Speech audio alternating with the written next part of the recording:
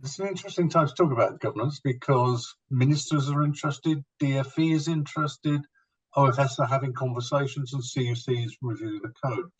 So this is a collaboration brought about by Advance HE with CUC, with AHUA, UK, Guild HE, Independent HE, to help the governance community explore all the issues of governance in HE and the future that we face at the present, to collectively explore insights, thoughts and possibilities to help shape that future. This is the third workshop. There's been one initially on do boards get enough information or the right information, one on how governance contributes to financial and social sustainable institutions, and now we're going to look today at structure, culture and skills. I want to thank particularly UK partners, UK, and particularly that Charlotte Snelling and Steph Harris for the inputs to the various documents, but particularly in gaining the support of one of their board members to be my guest today, Nick Beach. Nick is the VC at Salford, was previously VC at Middlesex, and has experience of the Scottish system as well, both as provost at Dundee, I think, and even a PVC for governance at one point at St Andrews.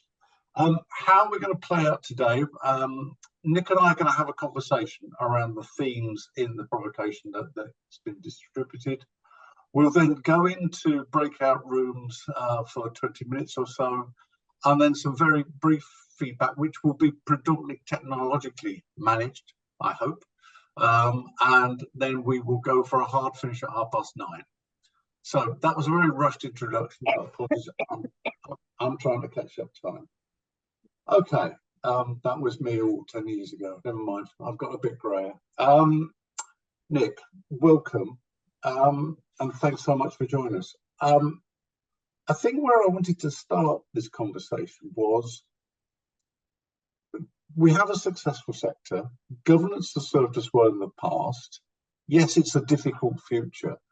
Do you think we really need to make changes to governance institutions? And if so, do they need to be radical changes, or is it gradual evolution that we need? Thanks, John, and thanks for the invitation to be here, which I'm really pleased to do. I think actually one of the things that we might want to consider is a change in orientation. And I would see this as being focused around culture. I mean, it relates to skills and structure, as you said, but my own research background looked for many years at collaborative advantage. And one of the interesting things about collaborative advantage is, of course, the other side of that same coin is collaborative inertia. When you're trying to work together, you have different languages, different practices, different expectations about decision making.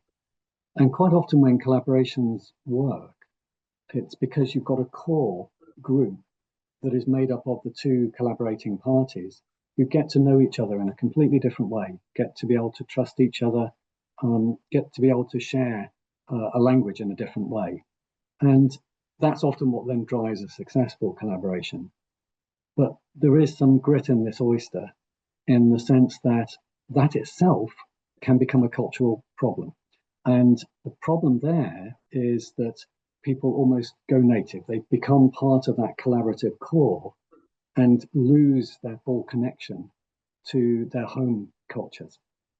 Now, the reason that I think that's important is it's quite possible for governance to operate like that, because there are aspects of what we do between execs, student staff, and then non-execs, independent governors, where we start off in quite different positions with different languages, different cultures coming from different places. And in order to actually work together effectively and to have real transformational learning, it's a process of trying to get outside some of those differences and closer to each other at the same time as maintaining enough separation. And so I think the culture change that we're looking at is not just, do we need more assurance or critical friends or a different skill set? Those things are all true, but actually I think we need a different orientation which is about how do we enable universities as communities to learn differently. And that means having deliberately different voices, but put forward into a learning context. So it's a different conception really of what we're doing. So it isn't just about assurance, it isn't just about regulation, and it isn't just about critical friendship. It is, I think, a different way of thinking. And what would that mean in practical terms? And if we go down that road, what would look different, feel different, and how might we bring about that different orientation? So if we were to take the educational aspect of it as one example, obviously in England, the expectations of councils and boards has changed in recent years, where there's a greater expectation that the council will have oversight of educational process and quality and outcome. And that is often driven by quite abstract data in the conditions that we have of registration, but also how we measure tariff on input, on intake, or progression, continuation, and then graduate outcomes. And while those data are really important, actually what I think they do is, for governance, raise some interesting questions rather than just give us the straightforward answers. So you can have some stats that look pretty good on all of those things, and yet on an individual basis or on a course basis, there are things that need to change.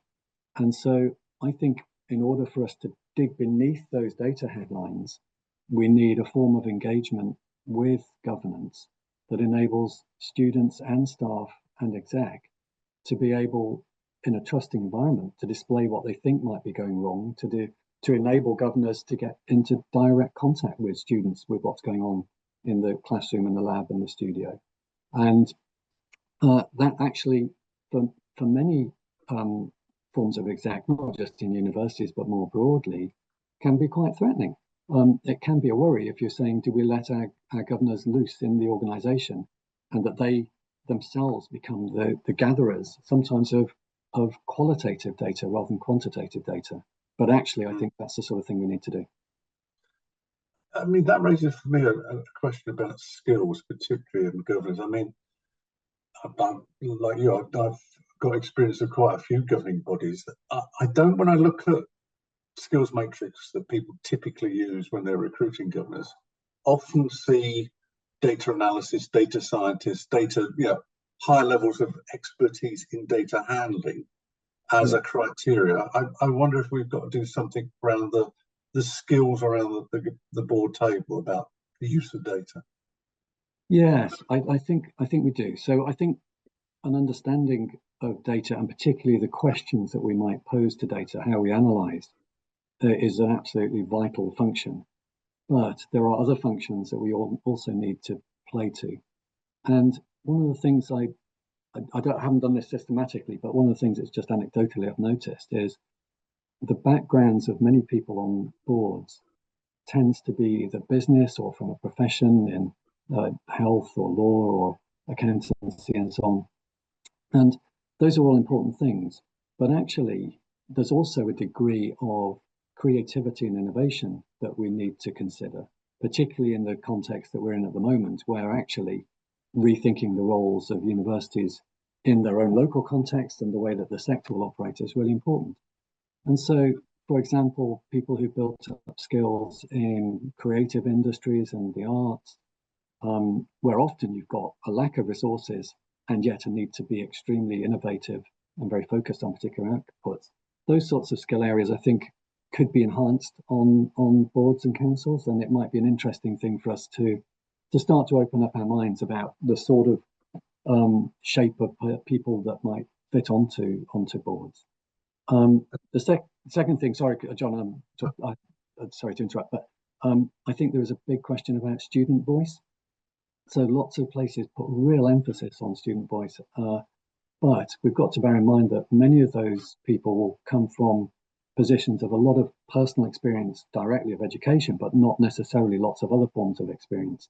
So we need to move beyond just having those people on boards to how we actually enable them to have a space in which they can convey their insights and the insights of their colleagues in a different way. Yeah, I think just going back to the data point, I think you're right in terms of skills on the board, but I also wonder about the sort of development program of governance professionals, because again, I don't see a great emphasis on them of challenging colleagues to take the data that we've got and use and present it in an understandable and engageable way, if you like, for boards who haven't got the time sometimes to engage with it. The student voice is an interesting one. I'm seeing increasingly some institutions, I call it experimenting with the lived experience. So running sessions, not just relying on the student union president or two reps sat around the board, but groups of students, say perhaps that are disabled or from a particular background, who come in and talk freely about the lived experience of being on campus to try and lift up that understanding of the board. Is that something you think we'll see more of? Yes, I do. And I think years ago, in not in a university setting, I remember suggesting that a particular board might have expand the number of student reps on it. And an argument was put back that we've got two reps and they were very articulate and could express the student view very effectively. And that was absolutely true. But the trouble was that didn't get to the students who were less articulate, less able to make an expression of what they were doing. And we mustn't forget that the way we organize settings are not the way that you would organize them for good learning. You know, to have a big, quite often imposing room, a big table, lots of people sitting around and used to the language of being on a board. Well, actually, there's lots of students for whom that is a very foreign territory. And actually, I think our question is, how do we get out from the boardroom and into accompanying some of those people around in their daily life? So I think there's a different experiential approach. Sure. Of course, they can get that if they have the time. That's always the book, but to attend the sort of degree shows, the award ceremonies, and just mingle and talk to people. But also, I think you're seeing boards recognizing that they can support student members, whether it's through training or mentors or other sorts of things going on. Absolutely. There's another point you raised though there about communities and getting out and understanding. I don't see much engagement with communities in governance. I see lots of comments about the importance of community and strategies, but not much connection actually at the board level into a community sometimes. Is that something? Yeah, I agree. So some universities deliberately have positions on their boards where you might have a local authority councillor, or you might have an NHS rep and so on. And I think those things can be very effective. But coming back to your data and information point, I think there's all sorts of interesting questions about looking at the strategies of local authorities and community groups and seeing how far the university strategy maps onto those or doesn't. At the point at which we're doing strategy formation, are we going out and talking to those stakeholder groups and thinking about how the university is part of the community, and particularly how many of us are trying to operate with much more porous boundaries and low walls and get people into the university and the university out. So actually there's a lot of knowledge about that floating around, but I'm not sure how much of that penetrates the papers and the decision making of the council or the board. Yeah, I'm also not sure about, but it's not just about listening. I'm not sure the extent to which we're making full use of the resources we've got in some very talented people sat around the board table and using them as part of our reputation building and our communication approach and getting them out and giving messages to the community about what it is we actually do and the benefits we deliver. I think too often there's a focus on marketing, which is great, important of course, but perhaps not a discussion at the board that says what story do we want to tell about ourselves? Is that your experience? Yeah, I think so, and for quite natural reasons. So most of the metrics when measured by and what counts as success and what counts as sustainability for an organization and a university that's pretty, determined, and that there's a clear picture of it. And so things in terms of how you engage with community more broadly might not be on that current set of matrix. So I think the interesting thing for governance is, to what extent do we challenge ourselves about that, and do we set ourselves either KPIs or outcomes that relate to it? So, for example, in Salford, it's one of the it's a brilliantly innovative area. It's a fantastic community, but actually economically it's deprived. And for us as a university, there's a big question of how we work with and support schools and colleges, particularly with young people who will not come to higher education and not come to Salford University, but are part of Salford. Now, we think that's a really important thing to do. The council think it's a really important thing for us to be doing. And so we can talk about that. We do work on that and report it back. But if the governing body were to say, but hold on, is this helping our financial sustainability? It's not directly, we're doing that directly, but it is doing something in terms of who we are as a university and the purpose which we've got. Yeah, I think that's a great risk that we all face, that the understandable focus on financial sustainability that everybody is paying attention to is potentially driving out the space for some of the conversation about who we are, what do we want to be, what do we want to be in the future as the future changes and evolves. And what we've just been talking about communities, it's clear there is a different political agenda around regions particularly. And if institutions are blind to that, they're going to miss out on some opportunities. Absolutely. Yeah. I'm conscious of time. So one last question, really. I mean, in the paper that I produced, I've thrown out a whole set of random ideas and questions. But from your perspective, given that some change is necessary, where, given all the possibilities and potentials, do you think the priority is to focus our thoughts about change as we go forward? Brilliant and really tough question. And I'll say something that's meant as a creative provocation rather than a permanent answer. We're allowed to vote, Nick, it's all right.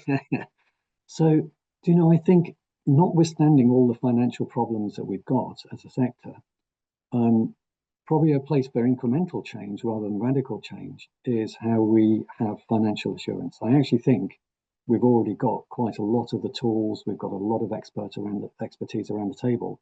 And yes, we need to improve and get better foresight, but actually we have got fairly well established ways of understanding finance and accounting.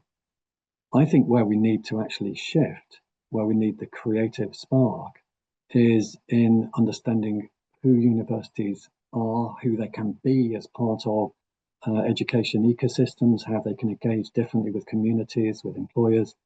And actually for that, I think it's both about governors, execs, non-execs and others having probably a bit less time on the papers and in the boardroom and a bit more time doing some experiential engagement with local communities, learning from young people who it's absolutely transformative. When you spend time with young people who are struggling to engage at all with education at the age of 14, 15, 16, that sort of thing just utterly shifts the way that you think about our role. Those sorts of experiences, I think, would be really worthwhile building in. And if we lose a little bit of time on some of the current paperwork, I think it's a risk worth taking. I'm sure that's right, but I'll just add the rider.